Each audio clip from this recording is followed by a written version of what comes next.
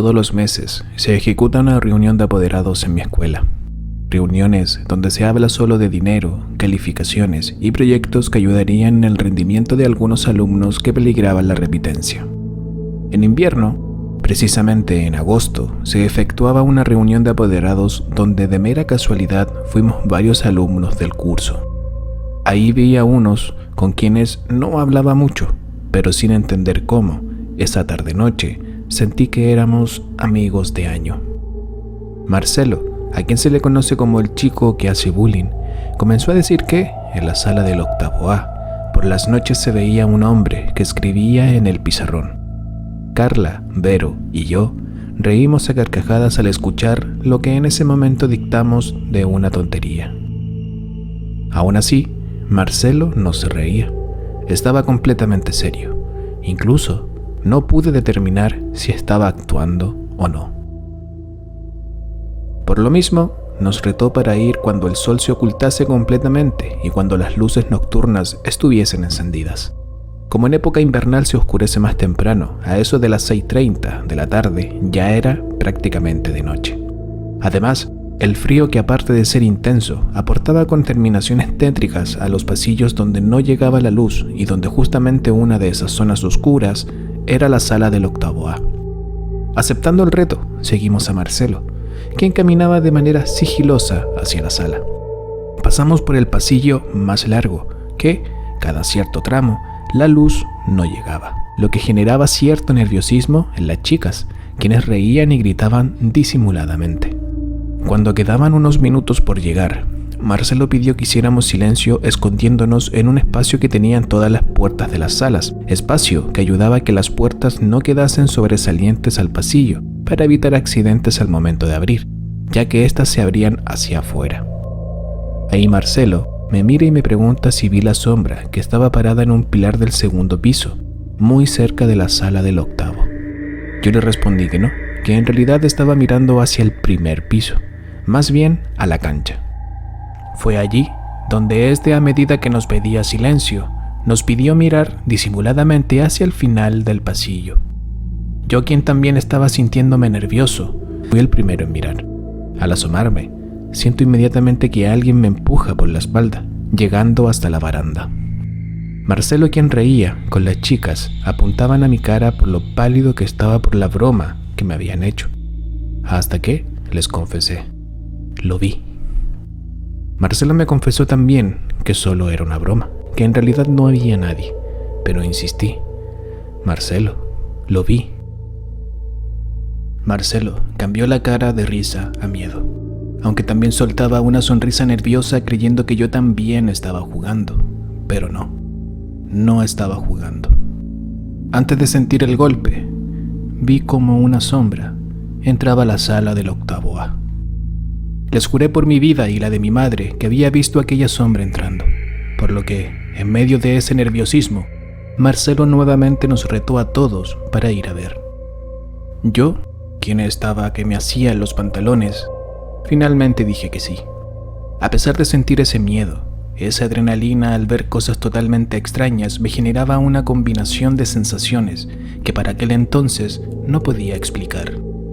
Caminamos hasta el final del pasillo, llegando con el estómago totalmente apretado.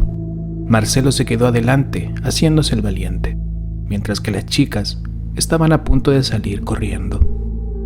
Cuando quedamos frente a la sala, Marcelo fue el primero en mirar por la ventanilla que tenía la puerta principal. Al asomarse, este no muestra mayor indicador de miedo más que el que habíamos sentido antes.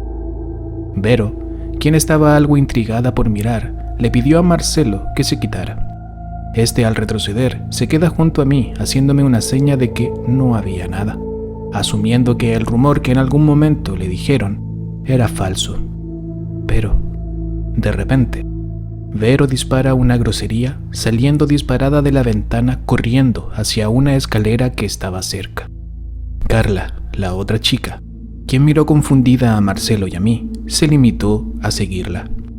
Cuando Marcelo salió tras de ellas, no sé por qué, me quedé allí, frente a la puerta, mirando desde la baranda donde estaba apoyado.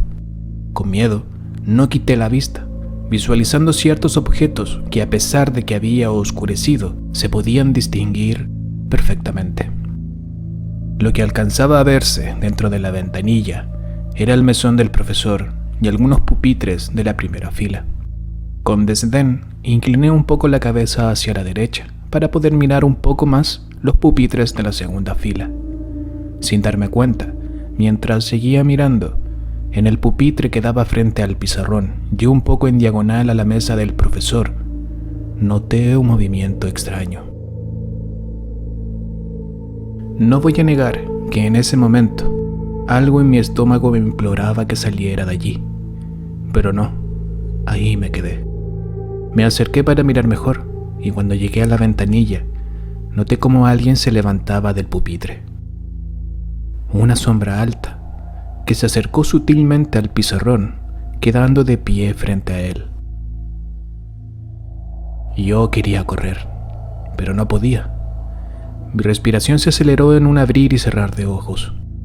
Frente a mí había alguien a quien no podía distinguir. Al no querer moverme, me pregunté en ese instante si la puerta estaba abierta, y no era más que un auxiliar de aseo. Pero mi miedo estaba tan esparcido por mi cuerpo que lo único que podía hacer era seguir respirando. Sin embargo, solté un grito desgarrador cuando sentí que alguien me tocó el hombro. Era Marcelo, quien venía por mí. Al mirar nuevamente a la ventanilla, la sombra había desaparecido. Ya no había nadie. Intranquilo, todos nos devolvimos a la sala donde estaban nuestros padres. Allí me quedé abrumado intentando entender lo que me había pasado. Al llegar a casa, a eso de las 9 de la noche, mi madre se acercó a mi habitación para preguntarme por qué habíamos ingresado a la sala del octavo A. Yo, incrédulo, la quedé mirando confundido, comentándole que jamás había ingresado.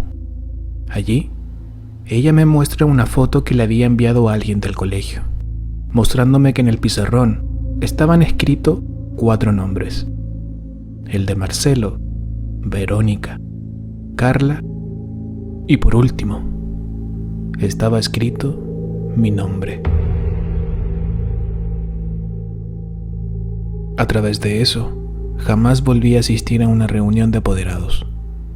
No obstante, cada vez que estoy en el colegio, siento que alguien me observa, precisamente desde la ventanilla de la sala del octavo A.